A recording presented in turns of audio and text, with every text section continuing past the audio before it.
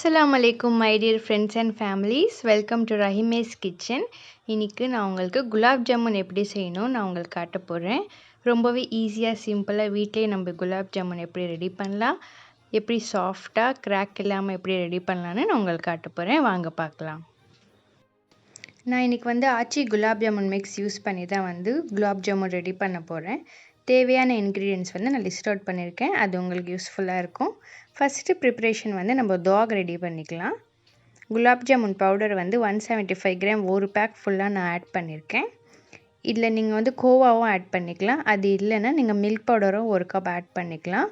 இது கொஞ்சம் சாஃப்ட்னஸ் கொடுக்கும். அதே மாதிரி டேஸ்ட்டும் கொஞ்சம் அடிஷ்னலாக கொடுக்கும்.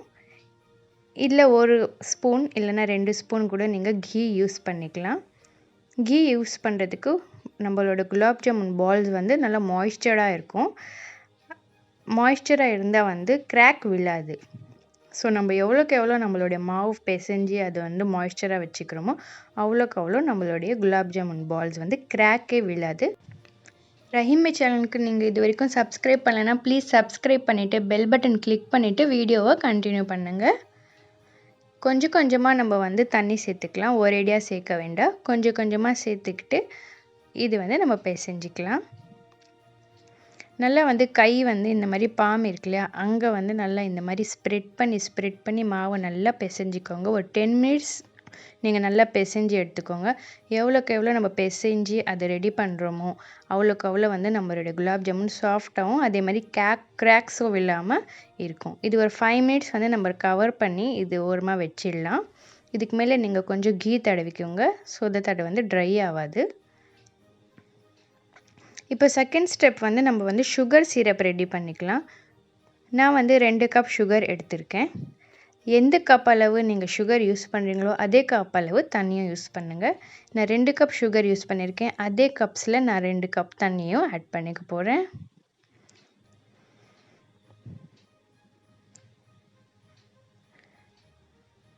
சுகர் சிரப் ரொம்ப திக்காக ரெடி பண்ணாதீங்க. கொஞ்சம் தண்ணியாகவே இருக்கட்டும். ஏன்னா நீங்கள் ரொம்ப திக்காக ரெடி பண்ணால் அது கண்டிப்பாக பால்ஸ்குள்ளே அந்த சிரப் போய் சேராது. அந்த பால்ஸ் சுகரை சக் பண்ணாது. நம்மளுடைய பால்ஸ் ட்ரையாகவே இருக்கும், இனிப்பே இருக்காது. ஸோ கொஞ்சம் சிரப் கொஞ்சம் தண்ணியாகவே இருக்கட்டும். இல்லை 2 ஏலக்காய் ஆட் பண்ணிக்கிறேன் வாசனைக்கு. நீங்கள் ஏதாச்சும் வெண்ணிலா எசன்ஸ் ஏதாச்சும் நீங்கள் ஆட் பண்ணிக்கலாம். நான் அதே கூடவே ரோஸ் வாட்டரும் ஆட் பண்ணியிருக்கேன். இப்போ இது இறக்க வச்சிடலாம். இப்போ டாக் இது நல்லா சாஃப்ட் ஆயிடுச்சு, நல்லா ரெடி ஆயிடுச்சு. இப்போ குலாப் ஜாமுன் பால்ஸ் ரெடி பண்ணிக்கலாம். உங்களுக்கு குலாப் ஜாமுன் பால்ஸ் என்ன சைஸ் வேணும் அந்த அளவுக்கு நீங்கள் கொஞ்சம் கம்மியாகவே உருண்டை பிடிச்சிக்கோங்க. ஏன்னா இது கண்டிப்பாக சிரப்புக்குள்ளே போனதும் டபுள் ஆகிடும். அதனால் கொஞ்சம் குட்டி குட்டியாக நான் இந்த மாதிரி க்ரியேட் பண்ணிக்கிறேன். இப்போ பாருங்கள், ரொம்ப நேரம் நான் ஸ்ட்ரெயினே பண்ணல. சீக்கிரமாக எனக்கு பால் ரெடி ஆயிடுச்சு. அதே மாதிரி கிராக்ஸ் இல்லாமல் ரெடி ஆயிடுச்சு. ஏன்னா நம்ம நல்லா அவ்வளோ பிசைஞ்சிருக்கோம் மாவு. அதே மாதிரி மாய்ஸ்சராகவும் இருக்குது. ஸோ கிராக்ஸ் இல்லாமல் இது பியூட்டிஃபுல்லாக ரெடி ஆயிடுச்சு. இப்போது எண்ணெய் நம்ம சூடு பண்ணிக்கலாம். எண்ணெய் சூடானதும் ஒரு லோ மீடியமில் வச்சுட்டு இது வறுத்து எடுத்துக்கலாம். ரொம்ப நேரம் எண்ணெய் சூடு பண்ணாதீங்க. இந்த மாதிரி மீடியம் ஃப்ளேமில் கொஞ்சம் சூடாகட்டும்.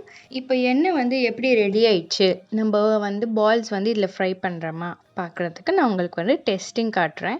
இந்த மாதிரி சின்னோண்டு ஒரு குட்டி மாவு எடுத்து பால் இப்படி போட்டு பாருங்கள். அது கீழே போய் செட்டில் ஆகிடும். இப்படி செட்டில் ஆச்சுன்னா இன்னும் ரெடி ஆகலைன்னு அர்த்தம். இது எடுத்துடலாம். கொஞ்ச நேரம் கழித்து மறுபடியும் நான் இது போட்டு பார்க்குறேன். இப்போ நல்லா பபிள்ஸ் விட்டுடுச்சு. அதே மாதிரி அந்த பாலை கொஞ்சம் மேலே வந்துடுச்சு. கீழே இல்லாமல் உட்காராமல் மேலே வந்துடுச்சு, ஃப்ளோட் ஆகுது. இப்போ இது எண்ணெய் ரெடி ஆயிடுச்சு. ஸோ நம்ம இப்போ பால்ஸ் ஃப்ரை பண்ண ஆரம்பிச்சிடலாம். பால் ஃப்ரை பண்ணுறப்போ நீங்கள் இந்த மாதிரி ஸ்பூனில் அந்த எண்ணெய் நீங்கள் இப்படி மிக்ஸ் பண்ணிகிட்டே இருங்க. ஒரு சைடு எண்ணெய் ஷேக் பண்ணிகிட்டே இருங்க. இது ஏன்னா அப்போ தான் பால்ஸ் கீழே போய் செட்டில் ஆகாது. இல்லைன்னா எல்லா பால்ஸும் போய் கீழே செட்டில் ஆகிடும். அதுக்கப்புறம் ஒரே சைடு மட்டும் இது குக் ஆகும், ஒரு சைடு ரொம்ப ப்ரௌன் ஆகிடும். அதனால இது இந்த மாதிரி ஒரு சைடு ஸ்பூன் குட்டியோண்டு ஸ்பூன் எடுத்து இந்த மாதிரி நம்ம எண்ணெயை வந்து மூவ்மெண்ட்லேயே வச்சுக்கிட்டு பால்ஸை கோல்டன் ப்ரௌன் ஆகிற வரைக்கும் நம்ம குக் பண்ணிக்கலாம், ஃப்ரை பண்ணிக்கலாம்.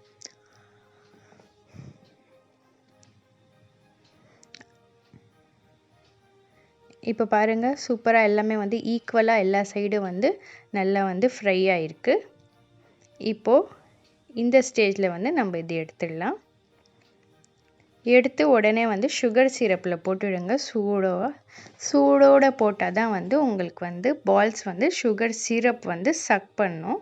அதே மாதிரி சுகர் சிரப்பும் கொஞ்சம் சூடாகவே இருக்கட்டும், லைட்டாக சூடாக இருக்கட்டும். அதில் பால்ஸ் போட்டால் அது உடனே வந்து சக் பண்ணிக்கும். அதுக்கப்புறம் பால்ஸை வந்து கொஞ்சம் டபுள் ஆகிடும். ஸோ செகண்ட் பேட்சும் நான் ரெடி பண்ணிக்கிட்டேன். இப்போது குலாப் ஜாமுன் எல்லாமே ரெடி ஆயிடுச்சு. நான் வந்து இந்த மாதிரி உங்களுக்கு டிஸ்பிளேயில் போட்டு காட்டிருக்கேன். இந்த மாதிரி கொஞ்சம் ட்ரை ஃப்ரூட்ஸ் ஏதாச்சும் இருந்தால் நீங்கள் மேலே கார்னிஷ் பண்ணிக்கலாம். இந்த மாதிரி பவுலில் போட்டு ஒரு 3 hours வந்து வச்சா பாருங்கள் எவ்வளோ டபுள் ஆயிடுச்சு, எவ்வளோ குட்டியாக இருந்துச்சு நம்ம பண்ணுறப்போ. இப்போ நல்லா வந்து பெருசாகிடுச்சு, சூப்பராக வந்திருக்கு. சூப்பராக யம்மியாக இருக்குது, நல்லா ஸ்வீட்டாக இருக்குது, ஸ்பாஞ்சியாக இருக்குது. நீங்களும் கண்டிப்பாக ட்ரை பண்ணுங்கள். ரொம்பவே ஈஸி அண்ட் குயிக்கு ஸ்வீட்.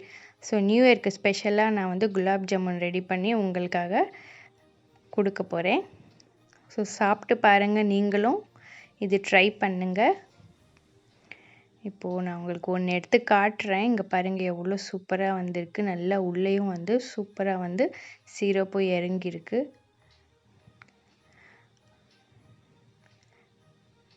நல்லா இருக்கா? சரி, நீங்களும் கண்டிப்பாக இதை ட்ரை பண்ணுங்கள். பிடிச்சிருந்தா லைக், ஷேர், கமெண்ட், சப்ஸ்கிரைப் பண்ணுங்கள். அதே மாதிரி ஃபேஸ்புக், இன்ஸ்டாலேயும் என்னை ஃபாலோ பண்ணுங்கள். லிங்க் வந்து டிஸ்கிரிப்ஷனில் கொடுத்துருக்கேன். அன்பை வெளிப்படுத்த சமையல் தான் சிறந்த வழி. கீப் சப்போர்ட்டிங் ராஹிமேஸ் கிச்சன். தேங்க்யூ. இது வரைக்கும் எனக்கு சப்போர்ட் பண்ணதுக்கு ரொம்ப தேங்க்ஸ். வர இயர் 2022லேயும் நான் அதே மாதிரி சப்போர்ட் பண்ணிட்டுருங்க. ரஹீமைஸ் கிச்சன் சார்பாக உங்கள் எல்லாருக்கும் happy new year. Keep supporting Rahimay's Kitchen. Thank you.